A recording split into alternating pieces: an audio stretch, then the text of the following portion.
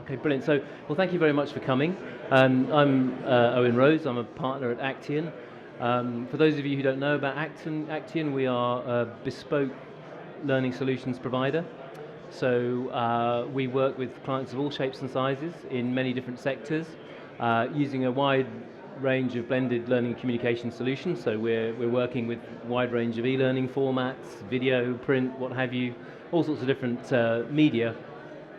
But our work is all about creating bespoke blended learning solutions and trying to deliver impact for our clients. So trying to make a difference, trying to change attitude and awareness, change behaviour to help our clients get the outcomes that they need, and basically to help people to flourish.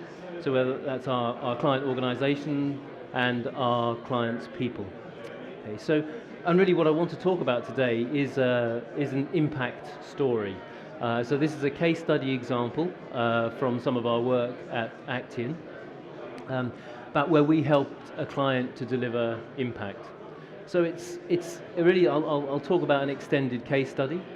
There's various bits and pieces in there. There's a little bit of learning, there's a little bit of internal comms, there's some performance support, there's quite a lot of digital innovation, all coming together to deliver real impact for our client. Okay, and I hope that what I'll try and do is I'll tell the specifics of the story, but I'll also try and talk about some of the things that we think were particular success factors and the things that we think are transferable, we hope, to other projects, other organisations, and maybe transferable to the kind of challenges that you might have.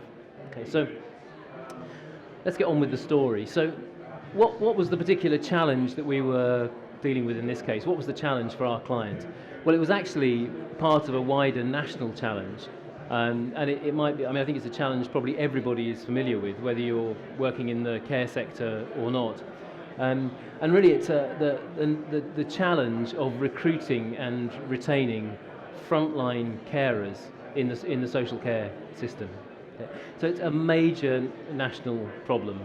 So we all know about the pressures on our social care system, the rising demands, the shrinking budgets, and that creating a real squeeze on recruitment and retention in that area. So it's hard to recruit people because the work is tough. Funding settlements mean that essentially it's minimum wage work, and it's a pretty tough way to earn the minimum wage. And even when you do recruit people, it's hard to retain them. Okay, so I say it's tough work, and a lot of people don't last the course. So if you're earning minimum wage, there are generally a lot more easy ways to earn it than working as a care worker in social care. And even for committed people who love the job, committed carers and professionals, the challenge for individual organisations is that it can be very hard to retain staff, because for minimum wage work, where the core skills are the same, it's very easy for people to move to another care provider. So if your friend gets a job at the care provider up the road and they say, actually, yeah, it's really nice here, the environment's a bit nicer, we have a really good time, it's very easy for that person to switch into that job. So recruitment and retention are a huge challenge in the social care sector, and that's the challenge that we were working on with our client. So the client at the heart of this case study is called HC1. They're not perhaps exactly a household name, you may not have heard of them, but they are the UK's third largest care home operator. So they essentially, their main work is operating residential care homes, where they're providing nursing care, dementia care, end-of-life care, sort of the typical services of the social care sector.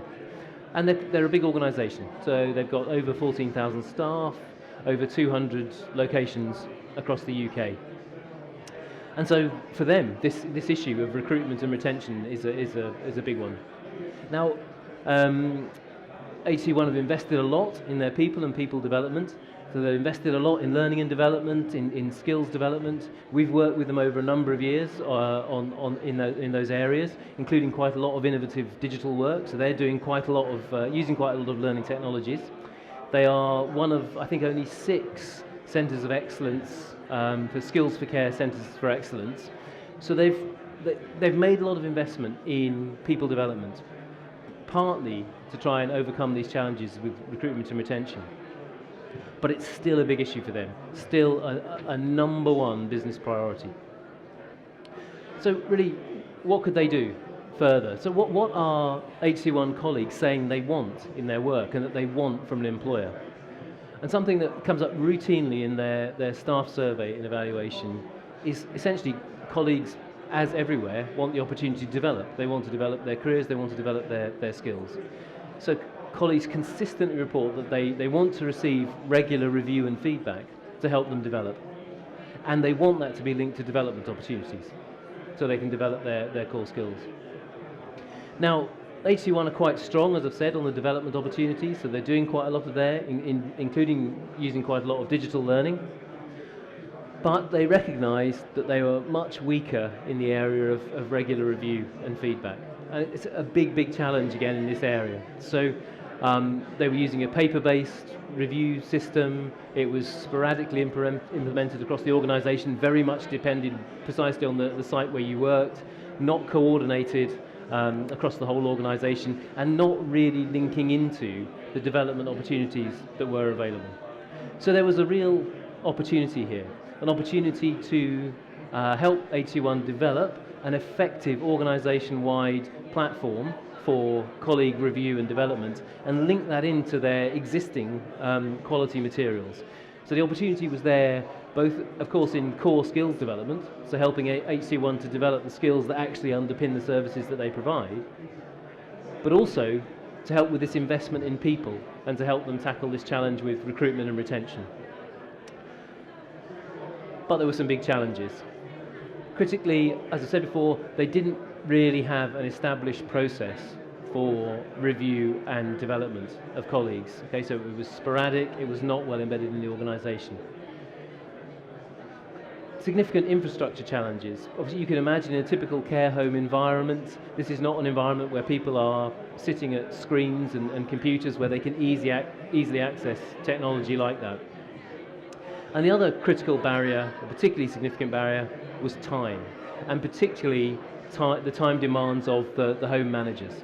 So you can imagine in a typical care home, a lot of them quite small. The home manager is an absolutely critical figure. They're a bit like the head teacher in a primary school. Huge amounts devolve to them. So they're very time poor. And so that was one of the key barriers to getting effective colleague review and development in place. So these were the kind of barriers that they were confronted with. These were the kind of challenges they brought to us to say, okay, we've worked together well, we've had a lot of success with our learning and development and implementing digital technologies there. We'd like to be using digital formats to drive an effective colleague review and development process and link that into development opportunities. And so we worked with HC1 over a period of about a year or so, and the result of that was Ascent. Okay, so to jump really to the end of the story, so Ascent is a digital platform for colleague review and development that's now live and functioning across all of HC1's 200 plus sites.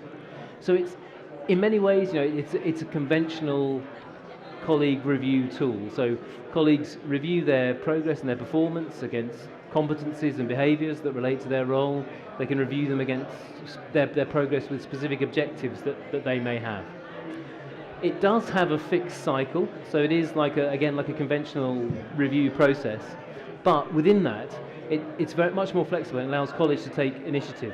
So they can initiate review meetings with their managers as they feel they need them, and colleague and manager together can review what is an appropriate review cycle for each colleague. So it has those kind of core components of a conventional review process, but it also allows a lot of flexibility within that and a lot of opportunity for colleagues to lead the process themselves. So what Ascent has achieved is it has implemented this organisation-wide review process.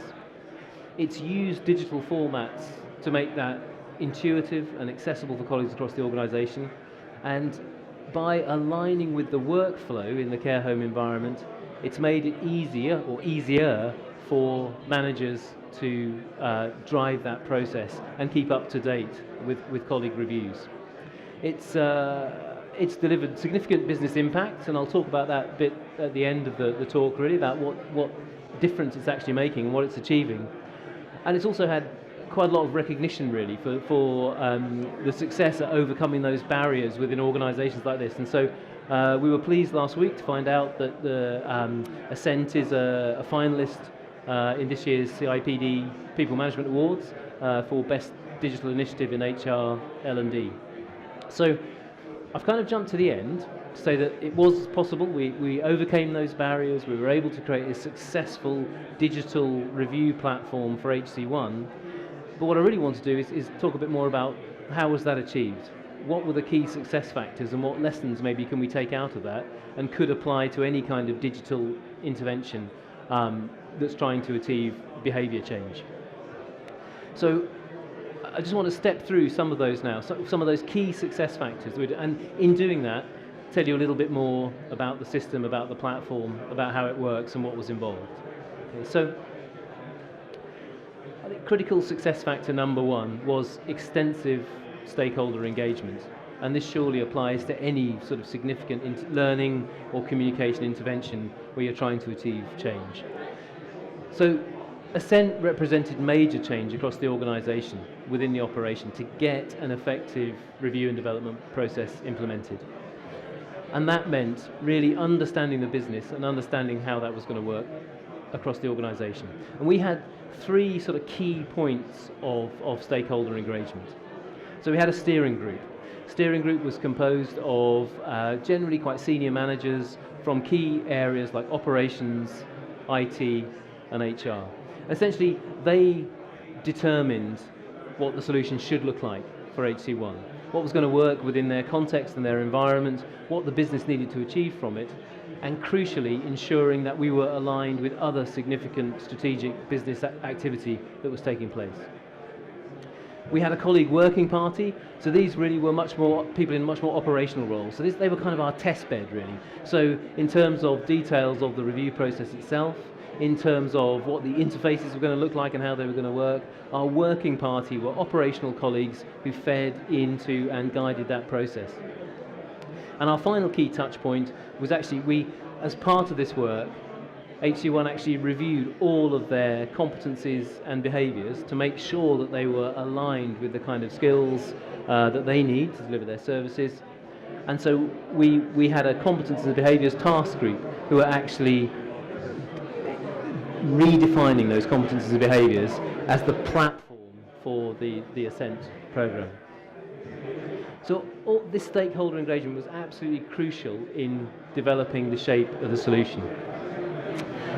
And one of the key decisions that came from that early on was to go mobile first with this platform.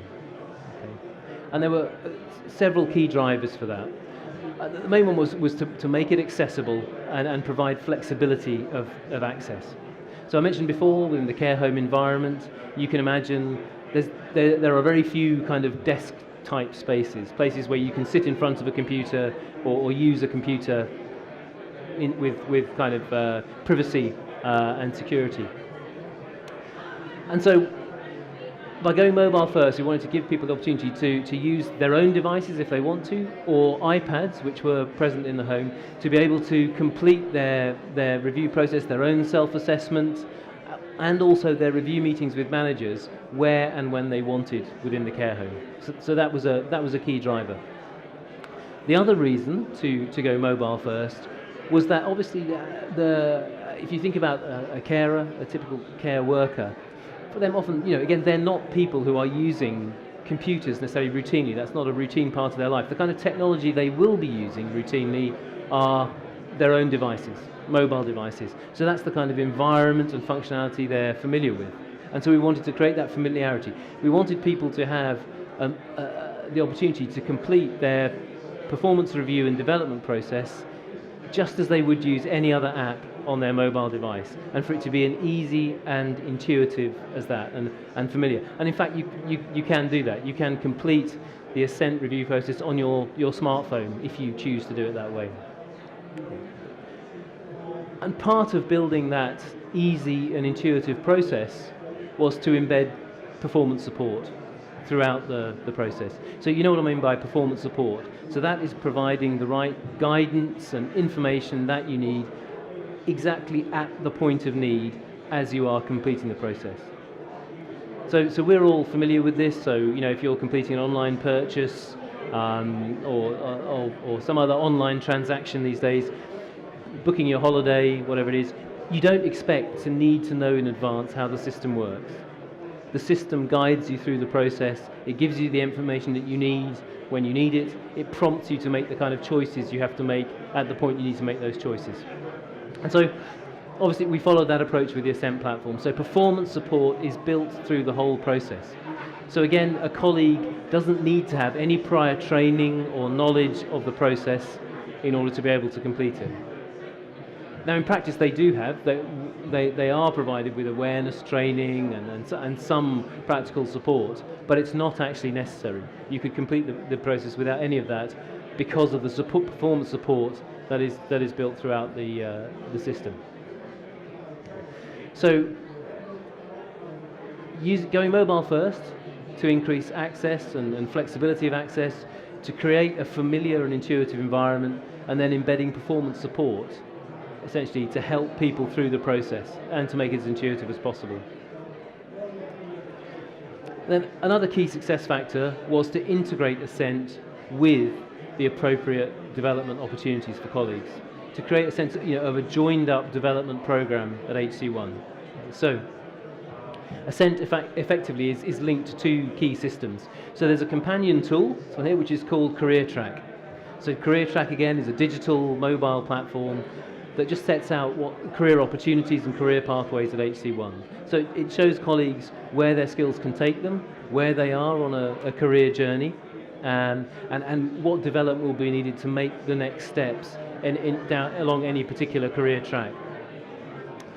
And it's not currently implemented, but on the roadmap for Ascent is to actually link Career Track to HC1's internal vacancy system, so that colleagues who are developing their skills, they're looking to move into a new role, if that role isn't available in their own care home, which of course often it won't be, because the structure of the care home means that there are fewer of the senior roles. If it's not available in their own care home, then hopefully they'll be able to find a suitable role at another HC1 care home in their local area. So they won't need to go to another care provider to continue their care development.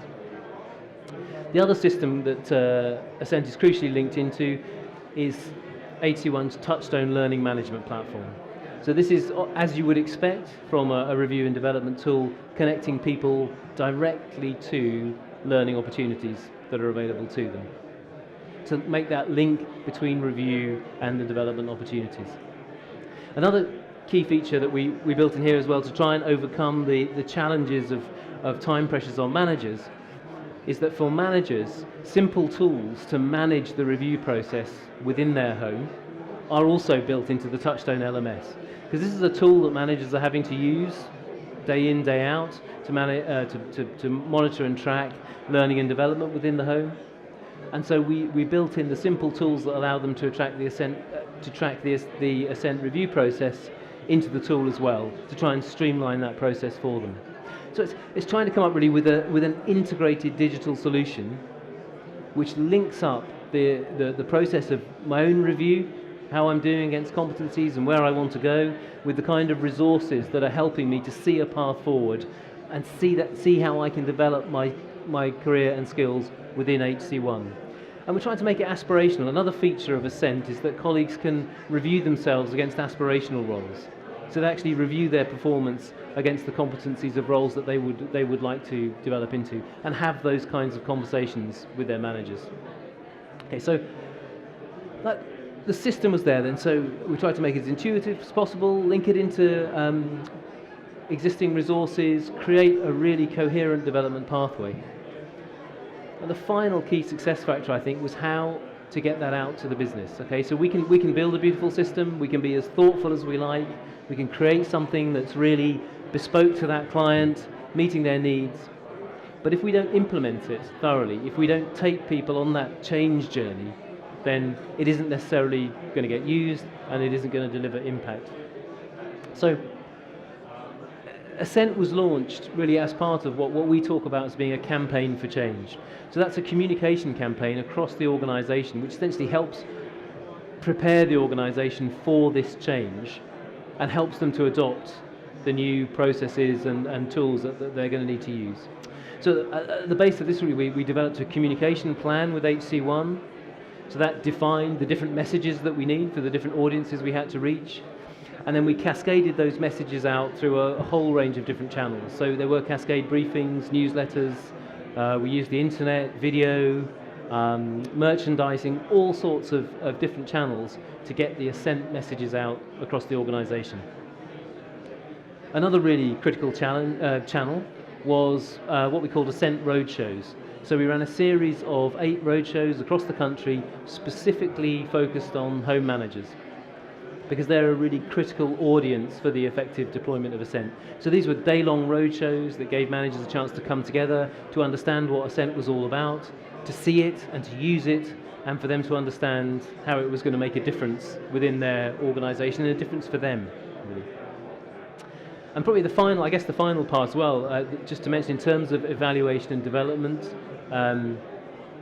of the programme, was we also piloted Ascent. In fact, there were 2 pilots. So early on in the process, there was a paper-based pilot of the review process itself to see, does this work? Does this suit the business? Is this providing the outcomes for colleagues and the outcomes for the organisation? And then towards the end of the development process, there was a digital pilot where the digital tool was tested at 8 homes in 4 of HC1's geographic regions. And obviously the feedback from those pilots was incorporated into the development of the tool. And crucially, we also used those pilots as part of the communication process.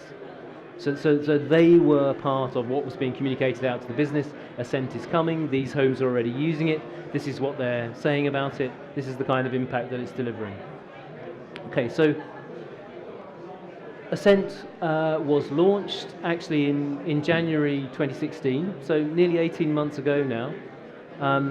But because it was a phased launch throughout the organisation, and because the review cycle itself is phased, it's hard to say exactly, but we are currently about 75% of the way through a full annual review cycle for the whole organisation. And across the organisation, Ascent has been adopted, and it really is now part of everyday operations within the organisation. So 82% of colleagues have started an Ascent review, so they're using the tool for their own development. Nearly 5,000, I mean it will now be over 5,000 reviews completed, because these figures were put together about 6 weeks ago. And already, just over a third of homes, of HC1's care homes, have exceeded the target that was set by the organisation for Ascent, which was to have over 75% of all colleagues completing their review and development cycle. In terms of colleague feedback and impact, we're getting great responses from colleagues. So we've had over 4,000 responses to an online evaluation survey to find out about people's experience of Ascent. That's both their experience of using the tool, how easy and effective it is to use, but it's also about, is it working for you? Is it providing you with useful information? And we're getting overwhelmingly positive responses from colleagues that this is making a difference, and this is providing the kind of input that they were asking for in the staff survey. So Ascent is out there, it's being used, which is great, very positive. So what about business impact? Well, obviously the ultimate goal and the really critical business impact for HC1 is about developing those skills and capabilities that it needs to deliver the kindest care that it wants to provide for its residents. We're not really evaluating that at the moment. It's a bit early to look at the impact of Ascent on those sort of critical skills development. However, we can look at evidence for the impact of Ascent on that critical question I started out with, which is Ascent having any impact on the retention of frontline care staff? Okay, and the early evidence is really, really positive that it is. So what we've been able to do is look at, for new colleagues, so newly recruited colleagues to HC1 from the point at which Ascent launched, if we take those colleagues and we split them into 2 groups, those which had an Ascent review and those which didn't. And say, in the group who didn't have Ascent review, we had a 10% turnover rate, whereas in the group where they were having an Ascent review, it was 3%. So obviously there are a lot of factors that affect this, but the indications are strong that the Ascent, so this embedding a platform for colleagues' personal review and development, showing them that there are good career pathways, showing them that there are resources for them to develop themselves in their work with HC1 is helping with colleague retention, which is a major challenge for the organisation. So I guess that's really the story of Ascent and the impact that it's delivering for HC1. It's a challenging environment, and obviously that, you know, it's not the end of the story. There are areas of the business where Ascent is much more extensively deployed than it is in others, and there are many challenges, but it's a really good indication of the positive impact of the system, and for the effect that it's having on this critical business requirement around staff retention. So I think really to summarise, I guess, because in terms of takeaways and I guess what we're thinking about when we're trying to deliver impact for clients, maybe we think often in terms of these three sort of broad areas. Aim for action. Are we really focused on a critical business need? Do we really understand what that is? And do we understand what needs to change and happen within the organisation to make that difference? So this is really where all that stakeholder engagement comes in, about really understanding what the business is trying to achieve and understanding what's going to have to happen and what people are going to have to do in order to make that difference. Reinventing the intervention is really about looking at, okay, now we've had that understanding, what is the best way to do this? So it's about taking decisions to go mobile first, to increase access and flexibility. It's about embedding performance support to make this work for the particular group that we're trying to target. So reinventing the intervention, really thinking afresh about what is going to work to solve this business challenge. And then finally understanding that even with all of that thought up front and that innovation and the work you do there, none of that is going to work and none of that's going to have any impact unless the organisation adopts it, unless people adopt the change, the new solution. And the way we do that is to look at it as a campaign. This is something we have to repeatedly tell people about. This is something we have to understand that different people need to hear different messages to make them engage and adopt. So aim for action, reinvent the intervention, campaign for change, key themes we think about. I hope you can see how they came out through the case study, and that how, when we do that, we really can deliver interventions that have impact and make change. So thank you very much for listening today. I hope there were bits and pieces in there that were useful, whatever it is you're trying to do in your organisations. But thank you very much for listening. Have a good day. Thank you.